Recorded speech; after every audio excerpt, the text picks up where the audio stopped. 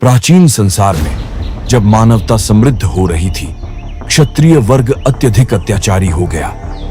उन्होंने अपने अधिकारों का दुरुपयोग किया और धर्म के दिव्य सिद्धांतों की अवहेलना की।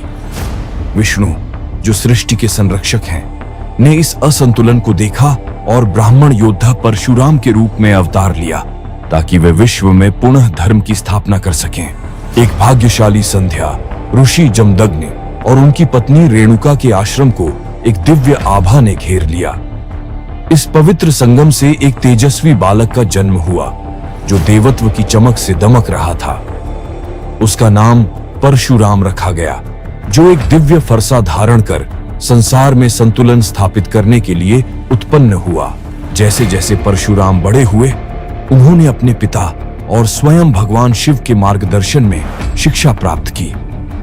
शास्त्रों और शस्त्रों में उनकी अद्वितीय निपुणता उन्हें अपराजेय बना देती थी।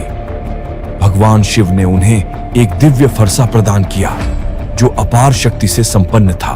क्षत्रिय अत्याचारी राजाओं के नेतृत्व में ऋषियों और सामान्य लोगों को सताने लगे। उन्होंने गांवों को लूटा, मंदिरों को अपवित्र किया और धर्म का अपमान किया। एक दिन राजा कार्तवीर्य अर्जुन ने ऋषि जमदग्नि के आश्रम पर आक्रमण किया और पवित्र कामधेनु गाय को चुरा लिया। जब परशुराम ने आक्रमण का पता लगाया तो उनका क्रोध सीमा रहित हो गया।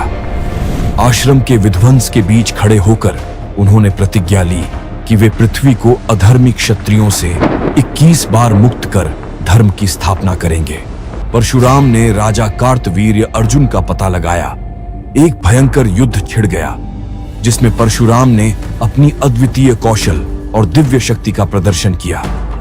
ब्राह्मण योद्धा के सामने राजा और उसकी सेना टिक नहीं सके। अपने राजा की मृत्यु से क्रोधित होकर क्षत्रियों ने छल से ऋषि जमदग्नि पर हमला किया और उनका वध कर दिया। शोकाकुल रेणुका ने यह दुखद समाचार परशुराम को दिया, जो लौटकर अपने पिता का निष्प्राण शरीर देख अत्यंत व्यथित हो उठे। धर्मयुक्त क्रोध से प्रेरित होकर परशुराम ने क्षत्रियों के विरुद्ध अपना अभियान शुरू किया। उन्होंने एक के बाद एक युद्ध में उन्हें पराजित किया और अपनी प्रतिज्ञा अनुसार 21 बार पृथ्वी को उनके अत्याचारों से मुक्त किया।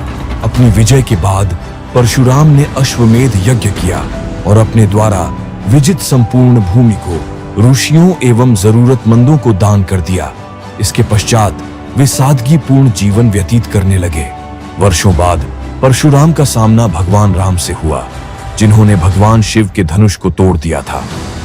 एक संक्षिप्त संघर्ष हुआ, लेकिन परशुराम ने राम को धर्म के अगले संरक्षक के रूप में पहचान लिया और उन्हें आशीर्वाद दिया। अपना दिव्य कर्तव्य पूर्ण करने के बाद परशुराम तपस्या और ध्यान में लीन हो गए। वह शांत एकांत में रहने लगे, जहां उन्होंने योग्य शिष्यों को अपना ज्ञान प्रदान किया। वह अमर है और भगवान विष्णु के अंतिम अवतार कल्कि के आह्वान की प्रतीक्षा कर रहे हैं।